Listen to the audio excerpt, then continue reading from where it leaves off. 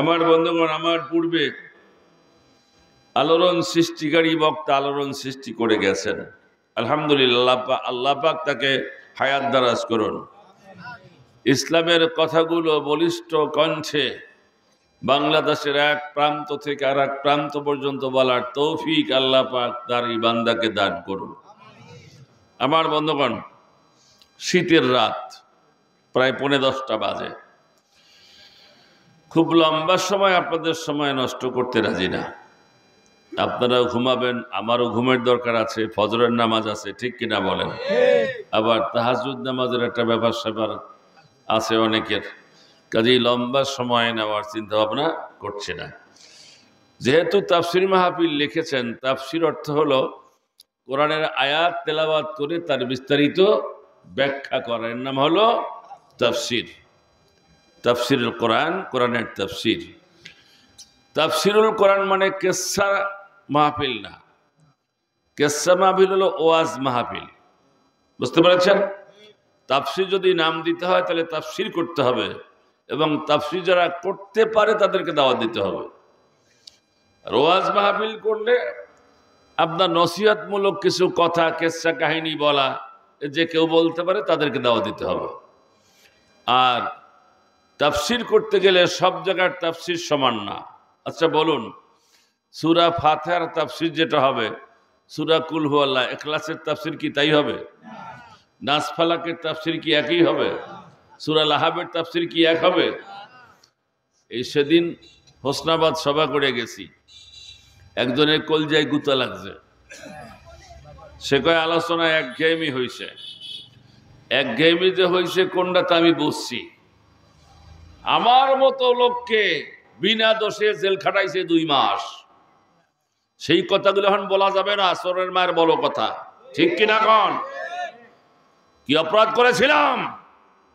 আমার মাহফিল poster banner হওয়ার পরে প্রায় 1.5 শতাধিক মাহফিল বন্ধ করেছে এই মেকুর হারিস। কি অন্যায় করেছিলাম? তোমার মতো চুরি বাটপাড়ি করেছি, মানুষকে হত্যা করেছি, আঘাত করেছি, হত্যার ষড়যন্ত্র করেছি, লুট করেছি। কোরআনের কথা বলি তখনও কথা বলতে পারবো না, পেট্রো বাহিনীর ভয়তে, হোন্ডা বাহিনীর ভয়তে। আর এখন মুক্তে কণ্ঠ কথা বলবো, এটাও গায়ের মধ্যে লাগবে আপনাকে। তাহলে আমরা কি মাটির তলে ঢুকে বসে থাকবো? কবরের মধ্যে ঢুকবো? আর আপনারা আল্লাহর দুনিয়া সব সন্দেহিতে থাকবেন, মুখ দিয়ে জম্মের খাওয়া খাইবেন, আর আমরা দুনিয়া বৈশা বৈশা আল্লাহর কাছে কানবো। এই সুযোগ আর নাই। এখন একটা দিলে 5টা খাবেন, ঠিক কিনা কন? 1 আঙ্গুল দেখাইলে 5 আঙ্গুল দেখাইতে হবে। রাজি আছো? এ যুবকেরা, কারা কারা হাত উঁচু করো।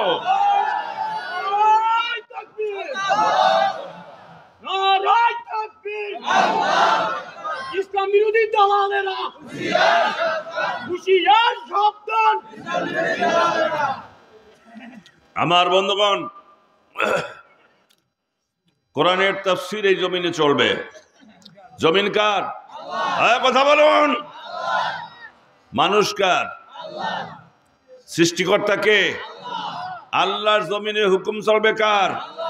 আওয়ামী লীগের, বিএনপির, অন্য কোন দলের, কোন নাস্তিকের, কোন লাঙ্গলের? কার হুকুম চলবে? আল্লাহর জমিনে আল্লাহর হুকুম কায়েম করতে হবে, আল্লাহর হুকুম মানতে হবে। এটাই হলো আমাদের আত্মপ্রত্যয় থাকবে, ঠিক কিনা বলুন? 17 বছর কথা বলতে দেও নাই, খতিবরা খুতবা মন মতো দিতে পারে নাই, তাফসীর কারকের মুখ সুপারগুলো দিয়ে আটকাই রাখছো, ঠিক কিনা কন? জমিন কারো বাবার না, জমিন কার? আল্লাহর জমিনে আল্লাহর কথা বলা যাবে না যদি কেউ বলে, তার সাথে বোঝাপড়া আছে, ঠিক কিনা কন? অনেক ধৈর্য আমরা ধরেছি, আর ধৈর্য নয়। আমরা আল্লাহর গোলাম। আল্লাহর গোলামের সাথে যারা বিরোধিতা করবে, আল্লাহর কালাম মুক্ত কণ্ঠে বলতে দেবে না, এবার তাদেরকে ছাড় দেওয়া হবে না, হবে না, হবে না, কখনো ছাড় দেওয়া হবে না। আইসো, পারলে ঠেকাইতে এসো। দাঁত কয়টা নিয়ে যাইতে পারো বাড়িতে দেখা যাবে। আইসো এবার। আমরা একটা দিনের অপেক্ষায় ছিলাম। এই সামনে আসেন, লোকজন পিছনে দাঁড়ায় আছে, বসেন। দাঁড়াই থাকবে না, খুব অল্প সময় কথা বলবো। চলুন তাফসিরে যাই। কোরআনুল কারীম থেকে দুটি আয়াত কারিমা তেলাওয়াত করেছি, যেই দুইটা আয়াতের অর্থের সঙ্গে আমাদের চরিত্রের মিল আছে অনেকেরই। ওই চরিত্র থেকে আপনাকে হেফাজত যাতে আপনি করতে পারেন, সেজন্য চারটি কথা বলবো। কয়টি কথা? চারটি কথা বলবো।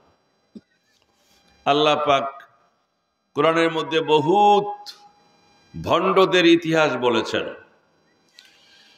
আবুল আহাবের ইতিহাস বলছেন, আবুল আহাবের ধ্বংসের জন্য সূরা নাজিল করেছেন, ঠিক কিনা বলেন?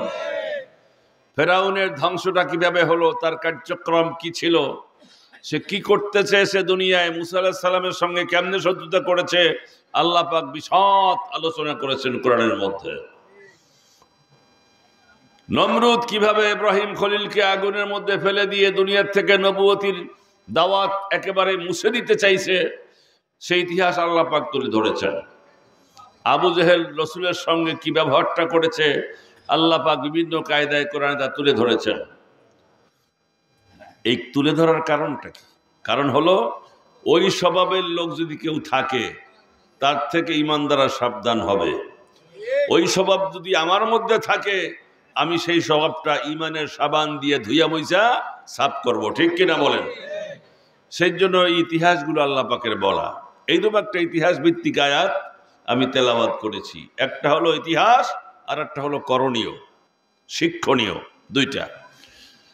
তাহলে আলোচনায় যাওয়ার আগে মরদুদ শয়তান ওয়াসওয়াসা দিয়ে যাতে আমাদের উঠাই না নিতে পারে, সেই জন্য বিতাড়িত মরদুদ শয়তান থেকে আল্লাহর কাছে পানাহা চেয়ে আমরা শুরু করি। কেমন? পড়ুন সকলেই। আউযু বিল্লাহি মিনাশ শাইতানির রাজীম। বিসমিল্লাহির রাহমানির রাহিম। كدأب آل فرعون والذين من قبلهم كذبوا بآياتنا فأخذهم الله بذنوبهم والله شديد العقاب. قل للذين كفروا ستغلبون وتحشرون إلى جهنم وبئس المهاد.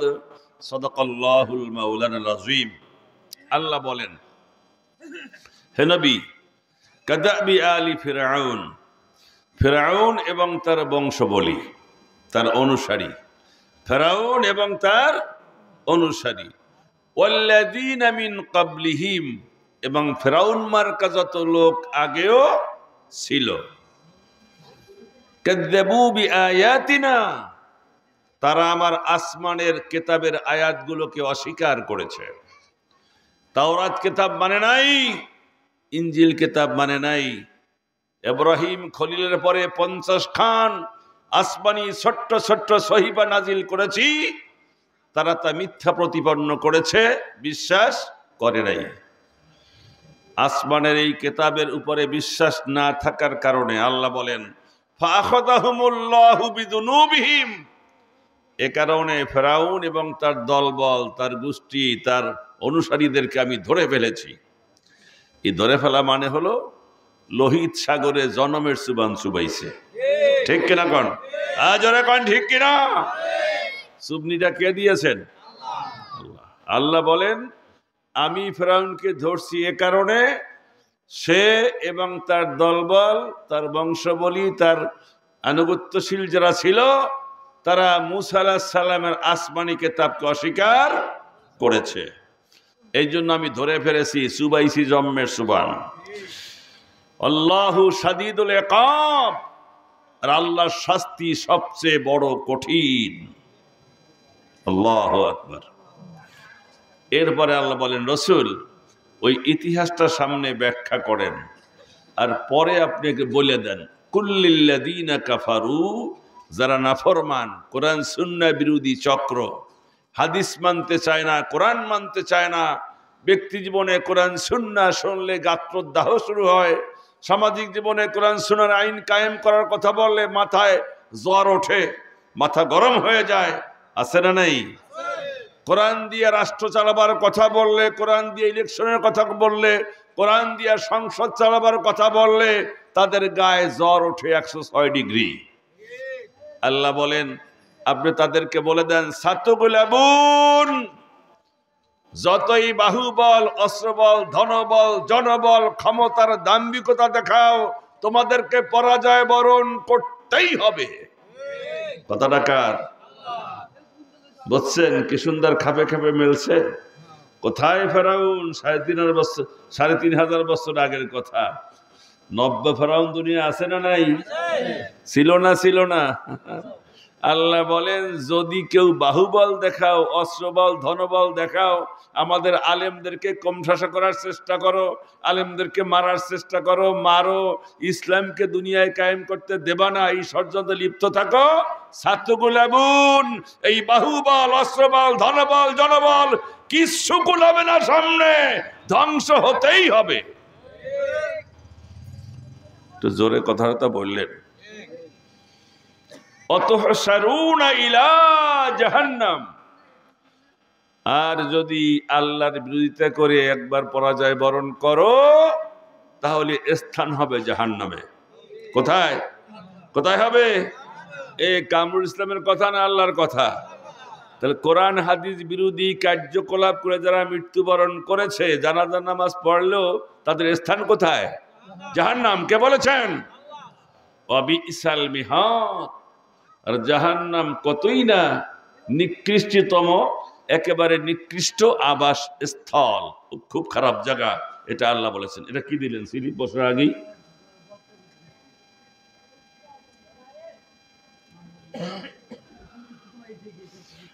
আমার বন্ধুগণ খুব ভালো করে বুঝুন, এখন ফেরাউন 4টি কাজ করে খোদাই দাবি করেছিল। কয়টি? যেই 4টি কাজ অনেকের মধ্যেই আছে। ফেরাউন যে দোষ ছিল, ফেরাউনের যে কার্যক্রম ছিল, ওই কার্যক্রম আমাদের মধ্যে আসুক তা আমরা চাই না। এজন্য চাই না, রাসূলুল্লাহ বলছেন মান তাশাব্বাহা বিকাউমিন ফাহুয়া মিনহুম, কোন কওমের সাথে কোন কওম যদি লীন হয়ে যায়, তাদের সংস্কৃতি, তাদের তাহজিব তামাদ্দুন, তাদের সংস্কৃতি সবটার সাথে এক হয়ে যায়, মিলে যায়, তাহলে হাসর হবে তার সঙ্গে। জোরে কন্যা উযবিল্লাহ। যদি কোনো ব্যক্তি ফেরাউনের আদর্শে আদর্শিত হইয়া দুনিয়ায় জীবন যাপন করে, আল্লাহর কসম তার হাসর হবে ফেরাউনের সঙ্গে। ফেরাউন জাহান্নামে যাবে, আর ফেরাউনের সঙ্গে যারা হাসর হবে সবগুলো একত্রে আল্লাহর জাহান্নামে যাবে। আমরা জাহান্নামে যেতে, জোরে বলেন, জোরে বলেন, জাহান্নামে যেতে চাই? জাহান্নামে যেতে চাই না, ফেরাউনের ওই কথাগুলো মানতে চাই না, ঠিক কিনা বলেন? এবারে আসুন এক এক করে 4টি কথা বলবো। ফেরাউন 4টি কাজ করার পরে খোদাই দাবি করেছে। কয়টি? ও ছিল কবরস্থানের দারোয়ান, প্রথম কাঁচামাল বিক্রি করত, এরপরে কবরস্থানের দারোয়ান হয়েছে। ওর একান্ত বন্ধু ছিল হামান। ফেরাউন হামানের কথা কোরআনের মধ্যে আল্লাহ পাক পাশাপাশি বলেছেন, চিৎকার দিয়া কন্যা উযবিল্লাহ। হামান খুব সুস্থর বুদ্ধিমান, যাই বলে বন্ধু তুই তো খুব উঁচা লম্বা, তোকে দেখলে মনে হয় বিশাল একটা কিছু হবি, আসলে লেখাপড়া জানোস না, তোর যে বডি আছে, দেহ আছে, আমি যদি ইচ্ছা করি তোকে কবরস্থান থেকে বের করে অনেক উপরে উঠাতে পারি। কিভাবে? আমি যদি ইচ্ছা করি তোকে আমি এই মিশরের প্রধান চেয়ারে বসাইতে পারি। সেই প্রধান চেয়ারে কেমনে বসাইলো সেই ইতিহাস বলতে গেলে 2 ঘন্টা সময় লাগবে, আমি ওদিকে যাব না। মনে করেন সে প্রধান চেয়ারে বসছে হামানের পরামর্শ অনুযায়ী। মিশরের প্রেসিডেন্টের চেয়ারে বসে হামানের পরামর্শে রাষ্ট্র চালাচ্ছে, ভালোই চালাইতেছিল। এবার হামান ঘুরতে ঘুরতে এসে বলে, বন্ধু তুমি যদি চাও তোমাকে আর একটা সিঁড়ি উপরে উঠাইতে পারি। ফেরাউন ডাক দিয়ে কয়, বন্ধু কবরস্থান থেকে মিশরের প্রধান চেয়ারে বসছি, রাষ্ট্রপতির চেয়ারে বসেছি, আর তো কোনো সিঁড়ির ধাপ নাই। হামান ডাক দিয়ে কয়, বন্ধু আর একটা ধাপ আছে। সেই ধাপের নাম কি বল? হামান কয়, উঠবি কিনা সেইটা বল। ও কয়, সিঁড়ির নাম কি সেইটা বল। আর হামান কয়, তুই সেই সিঁড়িতে উঠবি কিনা সেইটা বল। দুই বন্ধু ঝগড়াঝাটিয়ে পরে এক পর্যায়ে দেখলাম যেই লোকটা আমাকে কবরস্থান থেকে শুরু করে মিশরের প্রধান চেয়ারে বসাইছে, এই লোকটার সঙ্গে বেশি তর্ক করে লাভ নাই। অনেকক্ষণ পরে বলছে, বন্ধু তুমি যদি বলো আর একটা সিঁড়ি কি সেটা আমাকে বলো, সেখানে আমি উঠব। তখন হামান কানে কানে কয়, বন্ধু তুমি যদি চাও আমি তোমাকে মিশরের খোদা বানাইয়া দেব। এত আসতে না ওজুবিল্লা কোন? হ্যাঁ বন্ধু, মিশরের খোদা হয়ে যাবি। ফেরাউন ডাক দেখায়, হামান এখনো বনি ইসরাইলের বহু আলেম সমাজে বেঁচে আছে, হাজার হাজার আলেম বেঁচে আছে। মানুষ কখনো খোদা হতে পারে না। যদি আমি খোদাই দাবি করি, পিটানের চোটে পিঠের চামড়া থাকবে না, হাড্ডি ভেঙে যাবে। হামান ডাক দিয়ে কয়, আমি তোমার মতো বোকা না। কবরস্থান থেকে যদি মিশরের প্রধান চেয়ারটা তোমাকে দিতে পারি, খোদাই দাবি কেমনে করতে হবে আমি সেটাও বলে দেব। সেই কাজটা করতে, খোদাই দাবি করতে 4টে কাজ করতে হবে। প্রথম কাজটা 10 বছর, দ্বিতীয় কাজটা 10 বছর, তৃতীয় কাজটা 10 বছর, চতুর্থ কাজটা 10 বছর, 4 10 40 বছর পার হয়ে যাবে। এরপরে আমি ছদ্মবেশে সমাজের মধ্যে হাঁটবার বলবো, আমার খোদা তোমার খোদা, ফেরাউন খোদা, ফেরাউন খোদা। খোদা তো উর্দু ভাষা, মিশরের ভাষা ছিল আরবি। আমার রব তোমার রব, ফেরাউন রব, ফেরাউন রব। রব মানে সৃষ্টিকর্তা, রেজেকদাতা, আইনদাতা। আমার আইনদাতা, আমার বিধানদাতা, আমার রেজেকদাতা, আমার ভালো মন্দ কর্তা ফেরাউন। এই কথা বলার পরে দেখব কে প্রতিবাদ করে। যদি কেউ প্রতিবাদ করে, রাতের বেলায় ঘর থেকে বের করে নিয়ে এসে একেবারে হত্যা জমদূতের কাছে দিয়ে দেব, জীবনে বাসায় ফেরত দেব না। এমনি করে আরো 40 বছর পর্যন্ত তোমার খোদার পথে যারা প্রতিবন্ধকতার সৃষ্টি করবে, এদেরকে হত্যা করে সমাজের মধ্যে আর কোনো শিক্ষিত লোক বলতে রাখবো না। করে, ওরে হামান, তোর মাথায় দিয়ে বুদ্ধির কামান, বিশাল বুদ্ধি, এভাবে হইতে পারে। তাহলে প্রথম 10 বছর কি কাজ হবে সেইটা বল। কয়, প্রথম 10 বছরে আসমানি কিতাবের যত কপি আছে সব পড়াই ফেলাও। গোটা মিশর দেশে আসমানি কিতাবের কোনো প্রতিষ্ঠান, তার মানে মাদ্রাসা থাকতে পারবে না। আসমানি কিতাবের কপিগুলো, ছোট্ট ছোট্ট যে রেসালা, এইগুলো থাকতে পারবে না। আসমানি কিতাব থাকবে না, এগুলো সব পড়াইয়া শেষ করে দাও।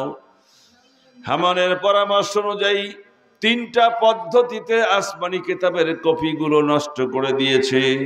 তখন ইব্রাহিমী শরীয়তের 50 খানা আসমানি ছোট্ট ছোট্ট সহিফা দুনিয়ায় ছিল।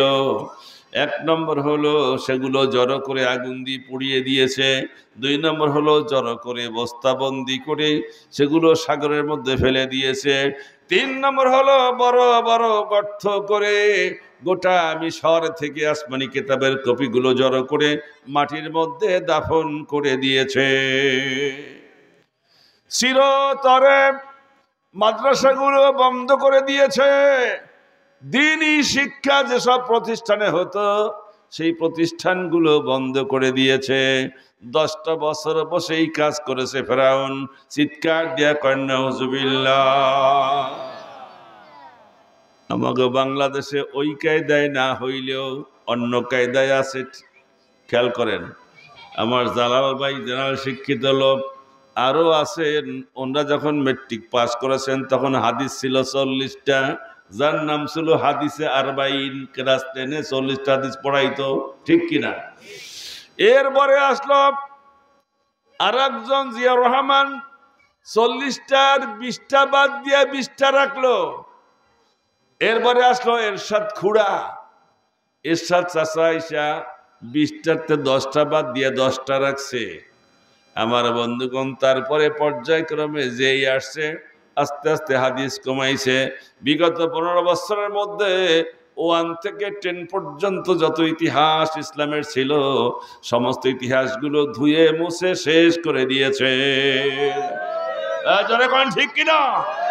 অ্যাজ লাইক এ ফেরাউন, ফেরাউন করছে ডাইরেক্ট, এরা করছে একটু ঘুরাই ফিরিয়া, ঠিক কিনা? কোন এই বাংলাদেশের বই ভারতে ছাপবে কেন? এদেশে ছাপাখানা নাই, এদেশে মানুষ এই বই ছাইপে দিতে সক্ষম না। সারা বাংলাদেশের লোকের উপরে বৃদ্ধাঙ্গুল প্রদর্শন করে ইসলামের ইতিহাস ছাপতে দিয়েছে ভারতে। তাতে কি হয়েছে? আল্লাহর নামে এবং দেবদেবীর নামে জব করলে খাওয়া যাবে। আমি প্রথম প্রতিবাদ করেছিলাম লক্ষ জনতার মধ্যে বগুড়া, এই বই পাল্টানো হোক। আমাদের কুসুমমতি ছোট্ট ছোট্ট ছেলেপেলের মাথার মধ্যে সেই দেবদেবীর নামে খাওয়া যাবে, যেটা শিরক হারাম।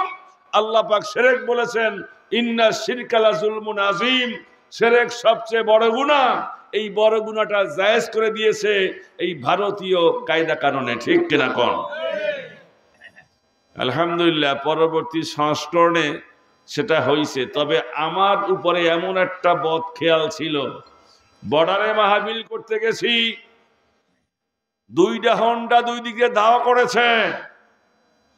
সাতক্ষীরা থেকে তালা থানা পর্যন্ত এই দীর্ঘ প্রায় 35-40 কিলোমিটার রাস্তা আমাকে পিছনে পিছনে ঘুরছে।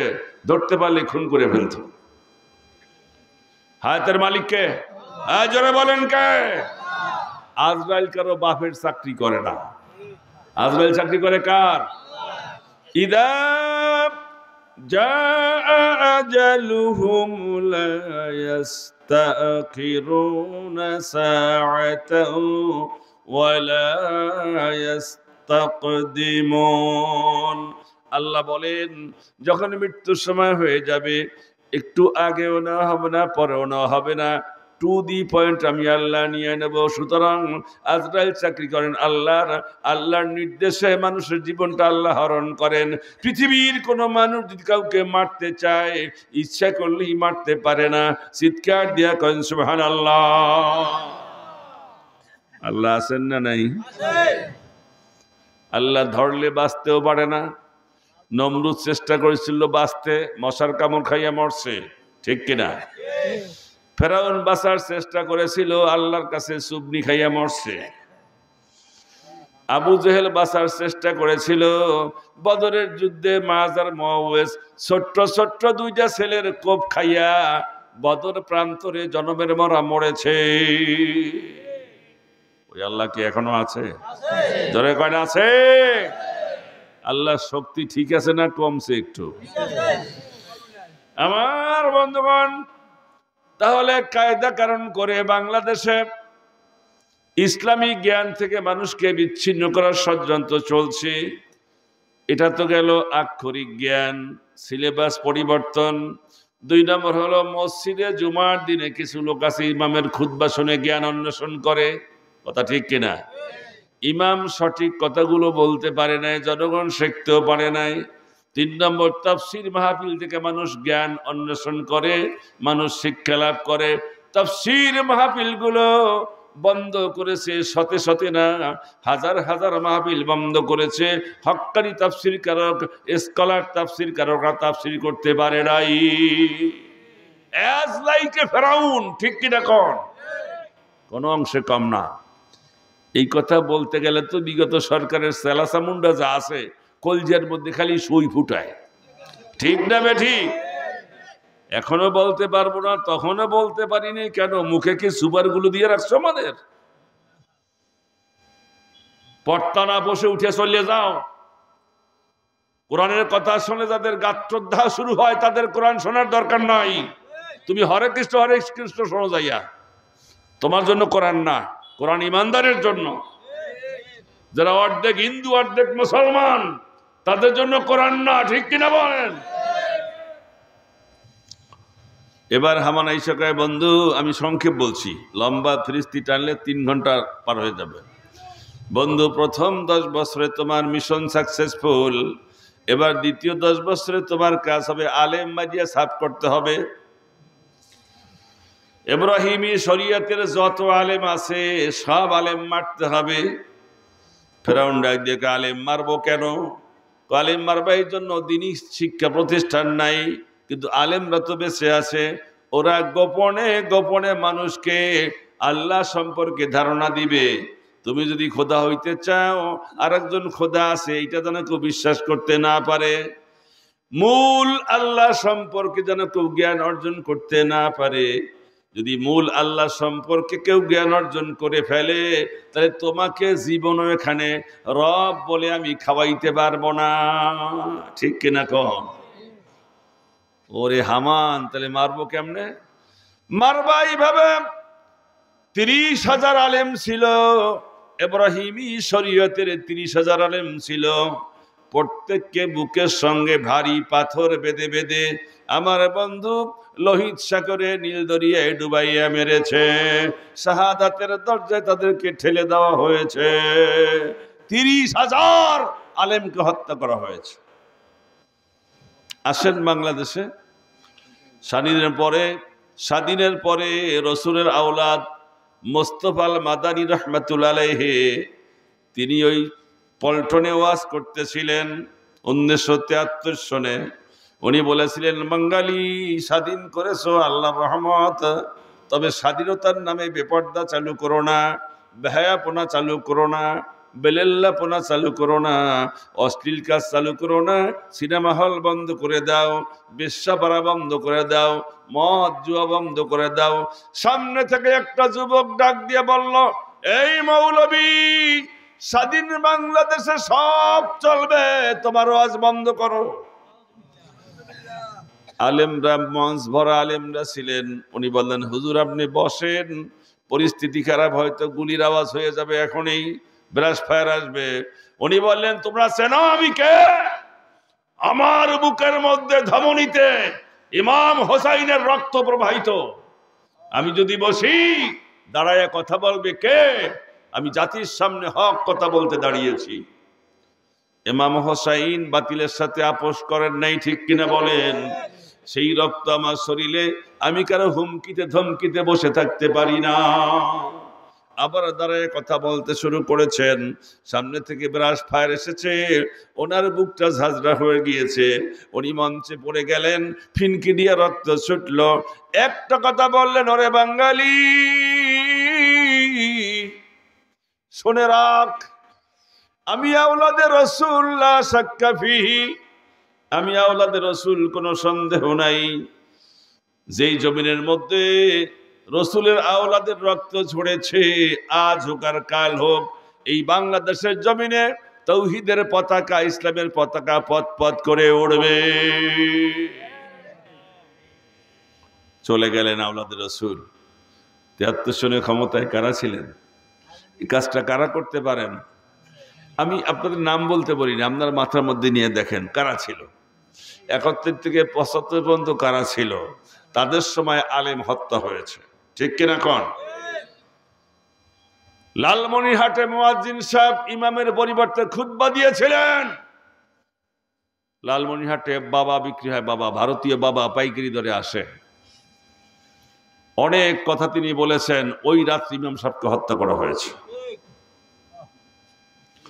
বগুড়াতে একজন মুহাদ্দিস শুয়ে আছেন রাতের বেলা, এটাও স্বাধীনের পরে 75-এর আগের ঘটনা।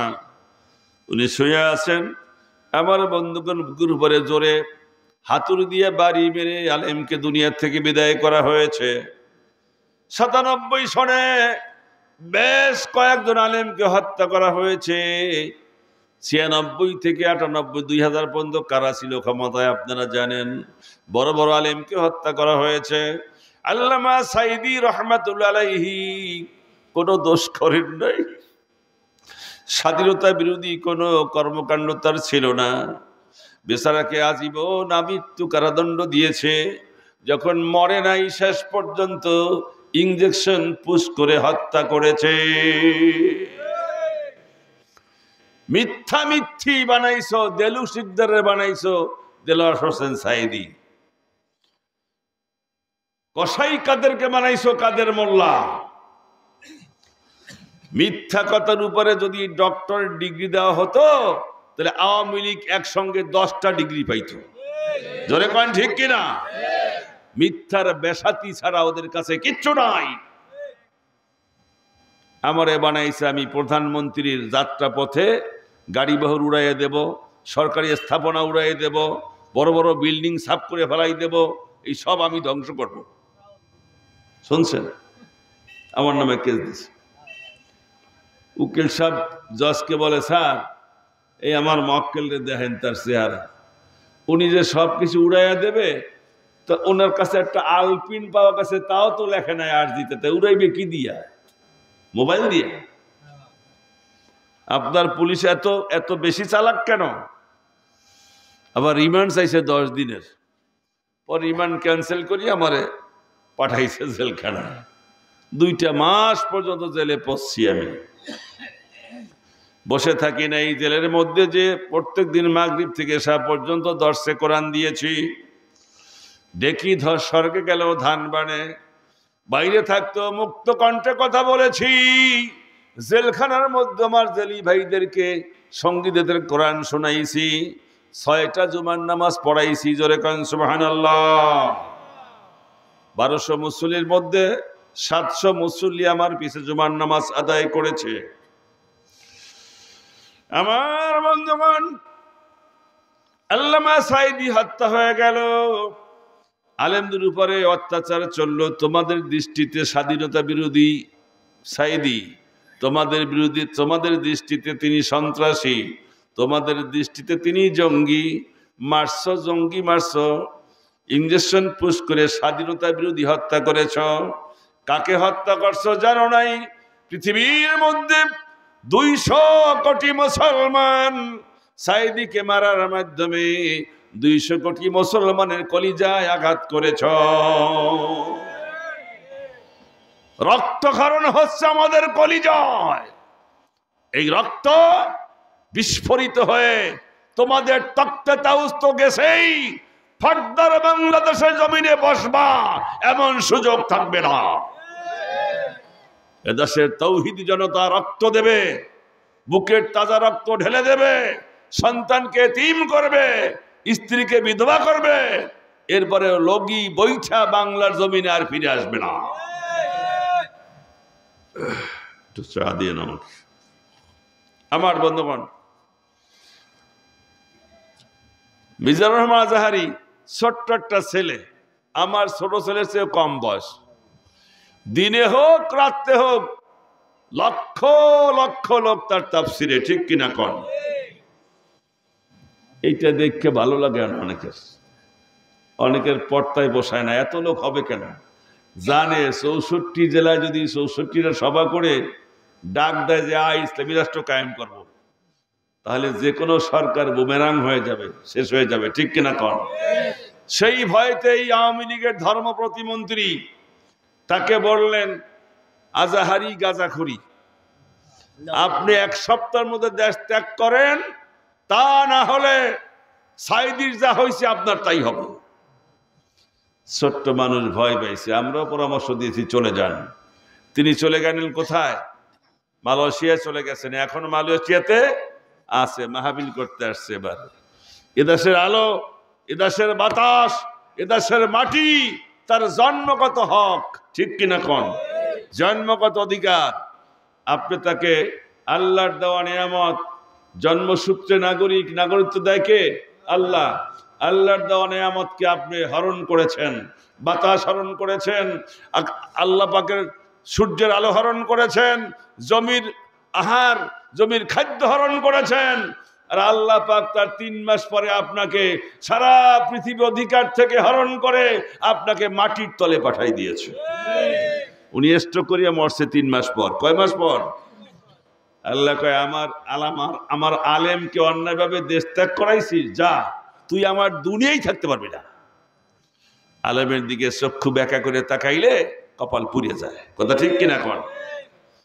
আমার বন্ধুগণ, ছোট্ট একটা ছেলে, তারও ছোট, আমির হামজা, হাজার হাজার লোকের সমাগম হয়। সেদিন গেছেন না আপনারা ওই জায়গায়? হাজার হাজার লোক,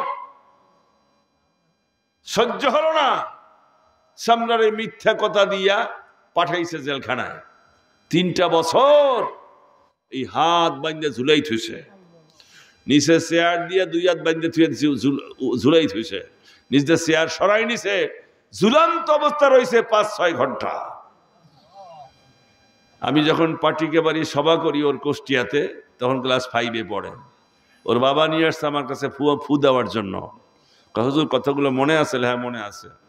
হুজুর কি বলবো, কান্দে ফেলাইছে, আমাকে ঝুলাই থুইছে, আমি বাঁচবো বলে আমার মনে হয় নাই, আমাকে খাওয়ার সঙ্গে পয়জন দিয়েছে মেরে ফেলার জন্য।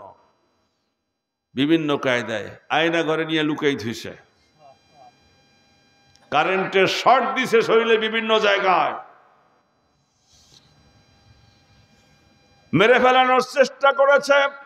আল্লাহ তাকে জীবিত রেখে সারা বাংলাদেশে আবার কোরআন তাফসীর করাচ্ছেন। তোমাদের মতো লোককে আল্লাহ পাক বাংলাদেশে রাখেন নাই, ঠিক কিনা কও? গরুর গোস্ত ভুনা, খাসির গোস্ত ভুনা, পাবদাবাজ ভুনা, 10-15 মিনিট পরেই খাবা, কিছু কপালে জোটে নাই, রান্না বান্না সব থুইয়া পলাইতে হইছে।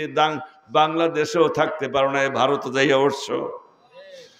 আমরা আল্লাহর উপর তাওয়াক্কুল করি।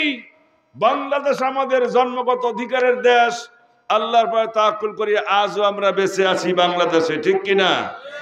আর তোমরা তাওয়াক্কুল করছো নরেন্দ্র মোদীর উপরে, আল্লাহর উপরে না। এই কথা বলেন ঠিক কিনা? মানুষ যা চায় আল্লাহ পাক তাই দেয়। যা হরে কৃষ্ণ কৃষ্ণ মধ্যে যাবি, যা ভারত চলে যা। এই শাহজালালের দেশ তোদের জন্য না, সাহাব পরাণের দেশ তোমাদের জন্য না, খাজা খান জানার দেশ তোমাদের জন্য না, শাহ অলিউল্লাহর দেশ তোমাদের জন্য না, শাহ নেহামাতুর দেশ তোমাদের জন্য না, শাহ সুলতান বলকির দেশ তোদের জন্য না, শাহ মাকদুমের দেশ তোদের জন্য না, শাহ আলী বগদাদির দেশ তোদের জন্য না। তোরা হরে কৃষ্ণ মানছ, সেনে যা। জনমের তারান তাড়াইছে আল্লাহ, কথা ঠিক কিনা কন? বিচারটা কার? এই কথাটা সত্য কথা। আমি মাইকে বললে ওনাকে একটু শরম করে, ঠিক কিনা কন? ওনাকে নাহে লজ্জা লাগে। গত 17 বছর নাহে লজ্জা লাগে নাই? আলেমদের মারছেন, আলেমদের পিটাইছেন, ওয়াজ মাহফিল বন্ধ করছেন, যা ইচ্ছা তাই বলেছেন। তখন উঠছিল কোথায়? তখন তো মনে করছিলেন পাওয়ারের ঠেলার চড়ে একেবারে আল্লাহরে ছাড়াই আরো 10 হাত উপরে উঠছেন, ঠিক কিনা কন? এখন পলাইছেন কেন? হ্যাঁ ভাই, এখন কোথায় যাবে? ঢাকা। সামনে হোন্ডা 36 খান, পিছনে হোন্ডা 22 খান। আজকে ভাই আসবে, সামনে হোন্ডা ওনাকে ইস্তেকবাল করার জন্য, সামনে হোন্ডা 70 খান, পিছনে হোন্ডা 35 খান। কোথায় হোন্ডা বাহিনী, কোথায় গুন্ডা বাহিনী, ঠিক কিনা কন? আপনার গুন্ডা বাহিনীর, পেট্রো বাহিনীর জ্বালার চড়ে এরকম বুড়া লোকরা সহজে হাঁটতে পারে না রাস্তা দিয়া। যাকে খুশি তার গায়ে হাত তুলেছেন, ঠিক কিনা বলেন? আল্লাহ এটা সহ্য করেন নাই। দাড়ি পাকার লোককে আমরা অপমান করলে, হাদিসের ভাষণ, আল্লাহ পাক তার উপরে নাখোশ হয়ে যায়। আমার বন্ধুগণ, দ্বিতীয় 10 বছরে ফেরাউন আলেম মেরে সাফ করেছে, 30,000 আলেমকে হত্যা করেছে। একই কায়দায় বাংলাদেশে ও তো মারছে সরাসরি, আর আমাদের দেশে মারছে কেস দিয়া, মিথ্যা কেস দিয়া। সত্য না মিথ্যা?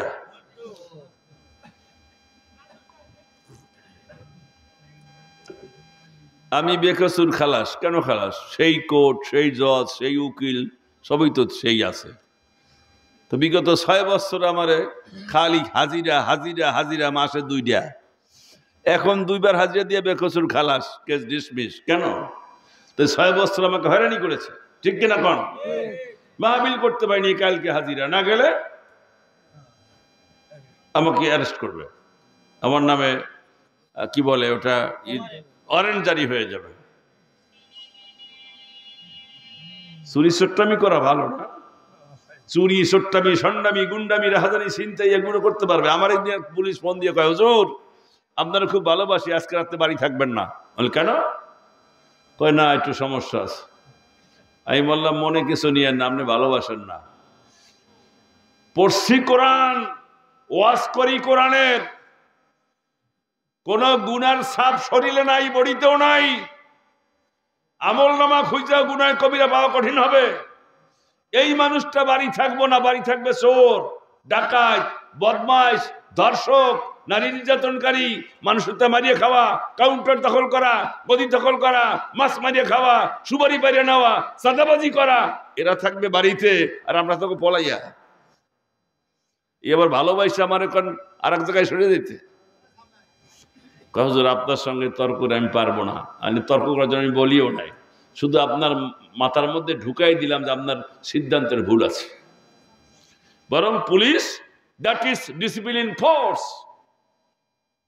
আমরা সংসদে গেলে সংসদ চালাইতে পারবো, অভিজ্ঞতা অর্জন করেছি। পুলিশ ডিসিপ্লিন ফোর্স, আপনার নিরাপত্তা বাহিনী, আপনি আমার নিরাপত্তা দেবেন, এটা আপনার দায়িত্ব।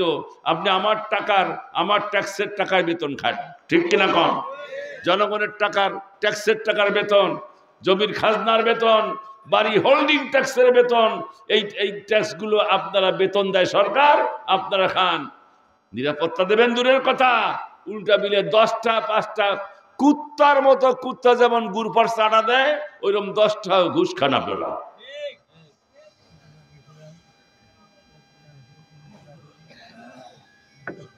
আমার বন্ধুগণ, তাহলে দ্বিতীয় 10 বছর গেল আলেম মারা, এবার তৃতীয় 10 বছর।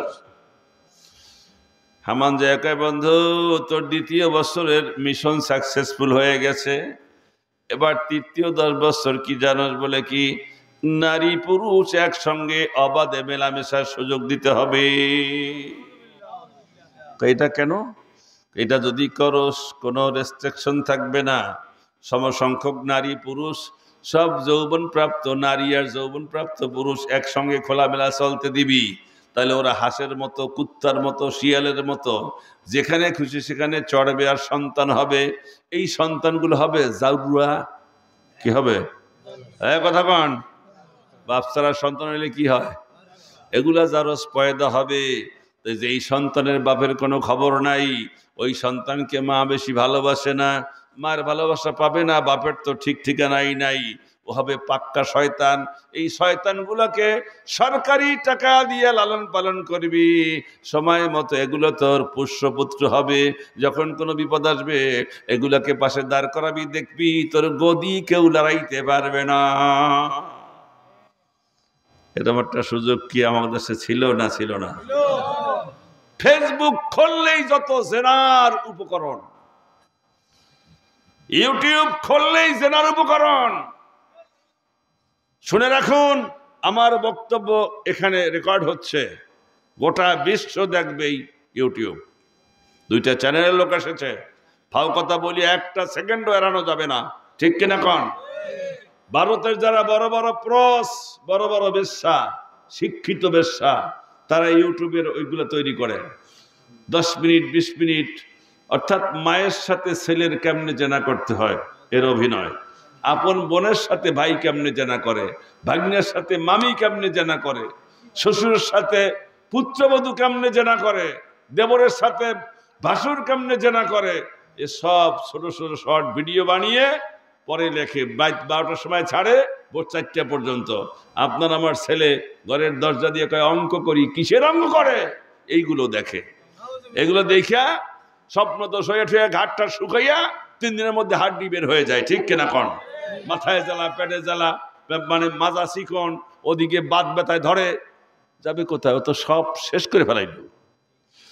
আমার বন্ধুগণ, এইগুলো করে করে বাংলাদেশটাকে জনমের খাওয়া খাইছে। আর অসংখ্য পরকীয়া প্রেম করে আসল সন্তান স্বামীর না, দেবরের না, মাস্টারের না, পরকীয়া কারো, এটা খোঁজ করে বের করা বাংলাদেশে বড় কঠিন, ঠিক কিনা?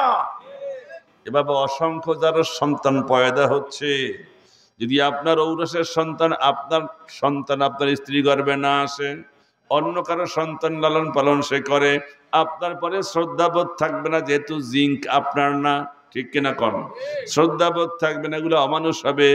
সুযোগ পায় সরকারি দলে যোগ দিলে, সরকার যদি 4 টাকা দেয়, অথবা সরকারি দলের কোনো নেতা ওকে এক প্যাকেট সিগারেট কিনে দেয়, সেদিকে যাবে, আপনার কথা শুনবে না, পারিবারিকভাবে দ্বন্দ্ব লেগে যাবে। এ কাজটাই করেছে ফেরাউনের মতন। এ বন্ধু, 10টা বছর এভাবে যৌন ক্ষুধাকে ওপেন করে দিয়ে 5 লক্ষ যার সন্তান পয়দা হয়েছিল। কয় লক্ষ কন? এই 5 লক্ষের বেশিরভাগ হলো কিপ্তি, যা ছিল সরকারি বাহিনী। ওখানে দল ছিল 2টা, একটা হলো সরকারি দল, আর একটা হলো বিরোধী দল। বিরোধী দলের মধ্যে ছিল বনি ইসরাইল, মুসা কালিমুল্লাহর দলের লোক, জোরে কান সুবহানাল্লাহ। আর কিপ্তি ছিল ফেরাউনের পক্ষে, তারা ছিল কাফের। ম্যাক্সিমাম যারা শয়তান, যারা সন্তান, চিৎকার দিয়ে কন্যা উযুবিল্লাহ। এদেরকে ফেরাউন টাকা পয়সা দিয়া, সরকারি কোষাগার থেকে টাকা পয়সা দিয়ে লালন পালন করে একেবারে যোগ্য করে তুলেছে। এবার যে বলে, বন্ধু 3 নম্বর বছরে, এই 10 বছরে তোমার মিশন সাকসেসফুল। এবার 4র্থ কাজটা হবে, তুমি দেশের মধ্যে যত আমলা, তৃণমূল পর্যায়ের নেতা, যত মাতুব্বর, এদেরকে ডেকে ডেকে সরকারিভাবে ভাতা দেবা। বয়স্ক ভাতা, অমুক ভাতা, তমুক ভাতা, বৃদ্ধাশ্রমের ভাতা। খালি ভাতা দিয়া, ওরা যদি মাথা দিয়ে তোমার বিরুদ্ধে কোনো কথা বলতে না পারে, মুখে দিলে চোখে লাজ, এই টাকাগুলো দিয়ে সব মাথাগুলো কিনে ফেলাই দেবা। যখন কোনো বিপদ আসবে, এই লোকগুলো তোমার বাইরে কখনো যাবে না। এই 4-10কে 40 বছর পার হয়ে গেল। আমার স্বাধীনের পর থেকে এই পর্যন্ত হিসাব করেন, এরকম সরকারি পেটোয়া বাহিনী ছিল না? ছিল না? হ্যাঁ, কথা বলেন, ছিল কিনা? খালি মাস গেলে করে একটা, সকালবেলা কোটারটা গায়ে দিয়ে বাইর হয়, চাকরিও করে না, ব্যবসাও করে না, হাতে সোনার আংটি 3টা, হাতে বিশাল আকারে আইফোন 1.5 লক্ষ টাকা দাম। বিকালে বাজার দেখলে মাথা ঘুরিয়ে যায়। বড় ইলিশ মাছটা উনি কেনে, ওনার ব্যবসাও নাই, টাকাও নাই, কিছুই করে না। এরকম আছে না নাই?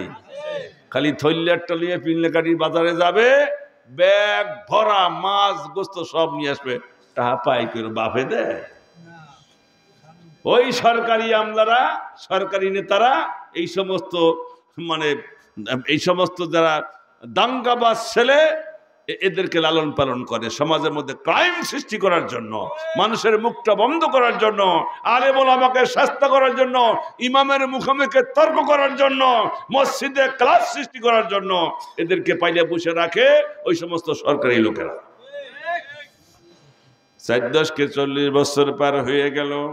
এরপরে হামান রাস্তায় ঘুরে আর বলে, আমার খোদা তোমার খোদা, আমার রব তোমার রব, ফেরাউন রব, ফেরাউন রব।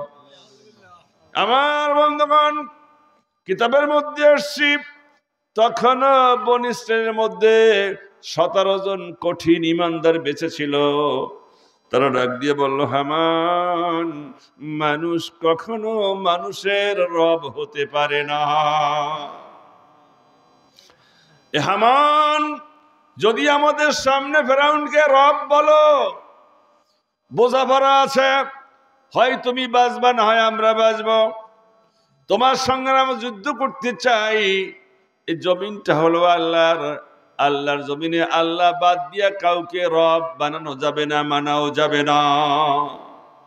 হামান বড় চালাক, ওদের সাথে তর্কে না জড়াইয়া বাড়িগুলা মার্কিং করিয়া আসছে, কার কোন বাড়ি। রাতের বেলা ওই কিপ্তি জারুরা সন্তানগুলোকে পাঠাইয়া দিয়া বাড়ির থেকে নিয়ে এসে এমন ভাবে গুম করেছে, জীবনের মতো আর সেখানে বাড়ি ফেরত যেতে পারে নাই। এখনো বিগত 17 বছরে সরকারের বিরুদ্ধে যে সমস্ত লোকেরা কথা বলেছে, কোনো আলেমরা কথা বলেছে, যারা বেশি মুখটা সোচ্চার করেছে, কণ্ঠ বুক ফুলিয়ে কণ্ঠস্বচ্চার করে কথা বলেছে, তাদের অনেকেই গুম হয়ে গেছে। আজ পর্যন্ত তাদের কোনো খোঁজ খবর নাই। সিলেটের ইলিয়াস আলীর কোনো খোঁজ খবর নাই। কথা ঠিক কিনা বলে? দেখছেন, একই ধারায় চলে আসছে। আল্লাহর জমিনে কোরআন বিরোধী লোকগুলো ওই কাফেরদের মতো একই ধারায় চলে, তবে রূপটা পরিবর্তন। তখন ছিল ডাইরেক্ট, এখন হলো ইনডাইরেক্ট। এখন কোর্ট কাছারি মিথ্যা মামলা এগুলো আশ্রয় নেওয়া, আর তখন সরাসরি মাথায় বাড়ি মেরেছে, তরবারি দিয়ে কোপ দিয়ে 2 টুকরা করে ফেলেছে। আমার বন্ধুগণ ভালো করে খেয়াল করুন, আরো 40 বছর পার হয়ে গেল। এই 40 ওই 40 80 বছর পার হয়ে গেল। 80 বছরের মাথায় যাই হামান ডাক দিয়ে বলে, আমার রব তোমার রব, ফেরাউন রব, ফেরাউন রব। কিন্তু কোন বিরোধিতা আসে নাই। বিরোধিতা করবে কেডা? বিগত 17 বছর যে ইসলামিক হযরত ওমরের জীবনী বাদ দিছে ক্লাস 7-8 থেকে, আবু বকরের জীবনী বাদ দিছে, ওসমান জিন নুরাইনের দানশীলতা বাদ দিছে, আলী বীরত্ব ইসলামের পক্ষে ইতিহাস বাদ দিয়েছে, খালেদ সাইফুল্লাহ ইসলামী আইন দুনিয়ায় কায়েমের জন্য তার বীরত্ব গাথা সেই ইতিহাস বাদ দিয়েছে। পাশাপাশি দিয়েছে শ্রীকৃষ্ণ, রামকৃষ্ণ, হরে কৃষ্ণ, এদের ইতিহাস। কয়দিন পরে ছেলেরা দেখবে ইসলামে কোনো মনীষী নাই, সব মনীষী হরে কৃষ্ণ হরে রাম ওইদিকে। কথা ঠিক কিনা কোন? এই অবস্থা দিয়ে 40 বছর চলে। আমার বাংলাদেশের যুবকরা 40 বছর যদি ইসলামের ইতিহাস না জানে, একটা বাতিল ইতিহাস শোনে, তাহলে এইটা হবে সত্য, ইসলাম হবে ওদের কাছে মিথ্যা। ঠিক কিনা বলেন? সুকৌশলে এই কাজটা করানো হচ্ছিল। আর এই কথা যে আলেম মানে বুক ফুলাই বলছে, সে আলেমের খোঁজ খবর নাই। তার বিরুদ্ধে 5টা 7টা 10টা 20টা মামলা দিয়া আজীবন যাতে জেলখানায় পৌঁছে এই ব্যবস্থা করেছে। আমাকে জেলখানায় ঢুকে যেদিন মুক্তি পাইছি, সেদিন ভিতরে যে 2জন বলছে আমার পিছে পিছে আসেন, টুপিটা মাথায় দিয়ে খোলেন। বলছি কেন? 2টা হোন্ডা দাঁড়ায় আছে, আপনাকে আবার ঢুকাবে জেলখানায়। বাধ্য হয়ে টুপি খুললাম। আর অল্প একটুর জন্য পায় নাই, দরিয়া একটা মিথ্যা মামলা দিত। শুনছেন? 2 মাস তো খাটাইলি। আমার বুকের মধ্যে 3টা ঋণ পড়ানো, 7.5 লক্ষ টাকা বুকের মধ্যে। আমার 29 বছর ডায়াবেটিক। এই ভয়ে যে আমাকে কথা বলতে ডাক্তার মানা করেছে, 10 মিনিটের বেশি কথা বলতে নিষেধ করেছে। আমার মহান আল্লাহ বড় ডাক্তার নিষেধ করে নাই, সেই জন্য আমি জোরে কথা বলি, ঘন্টার পর ঘন্টা কথা বলি। আল্লাহ পাকের ইচ্ছায় বুকে কোনো ব্যথা অনুভব করি না। আমার বন্ধুগণ, কোন রকম পালাইয়া চলে গেলাম লঞ্চ ঘাট, দোতলা লঞ্চে উঠলাম কেবিনের মধ্যে। এরপরে চলে গেলাম ঢাকায়। গড় দিয়ে আসলাম কয়েক মাস পরে। মনের দুঃখে মনের ব্যথায় বরিশালের নাম মনে হয় ভুলেই গেছিলাম। কিন্তু কিছু ওয়েলিশার কিছু ভক্তবৃন্দ আছে, তাদের ফোন করাকুরির কারণে আর ঢাকা থাকতে পারলাম না, দেশে ফিরে আসছি। যথার্থভাবে মসজিদগুলোতে ভ্রমণ করেছি, 2-4টা কথা বলার সুযোগ হয়েছে, কথা বলেছি। বন্ধু, এবার হামান ডাক দিয়ে কয়, বন্ধু তুই একটা এখন বিশাল মজমা কর, সামনে বসবে সবই কিপ্তিরা, জারুরা সন্তানরা, ডাইন পাশে বসবে মন্ত্রী পরিষদ, বাম পাশে বসবে তোর আমলারা, যাদেরকে তুই টাকা পয়সা দিয়ে লালন পালন করস, পাতি নেতা, ছাতি নেতা, লাডি নেতা, মাতুব্বর, এরা বসবে বাম পাশে। আর মঞ্চে বসবে অন্যান্য তোর যত মাতুব্বররা, আর তুই মাঝখানে একটা চেয়ার নিয়ে বসে থাকবি। আর আমি এই মিটিংটা পরিচালনা করব। এক সময় আমি তোদেরকে তোমাকে খোদা ঘোষণা দেব। সঙ্গে সঙ্গে সামনে যে অশিক্ষিত লোকগুলো, ওরা তো আল্লাহ জানে না, রসুল জানে না, আসমানি কেতাব পায় নাই, 80 বছর পর্যন্ত মহান স্রষ্টা সম্পর্কে কোনো পরিচয় পায় নাই, কোনো শিক্ষার জ্ঞান নাই, কোনো আক্ষরিক জ্ঞান নাই। আমি খোদা ঘোষণা দেওয়ার সঙ্গে সঙ্গে ওরা তোকে রব বলে মেনে নেবে। চিৎকার দিয়া কন্যা হুজুবিল্লাহ।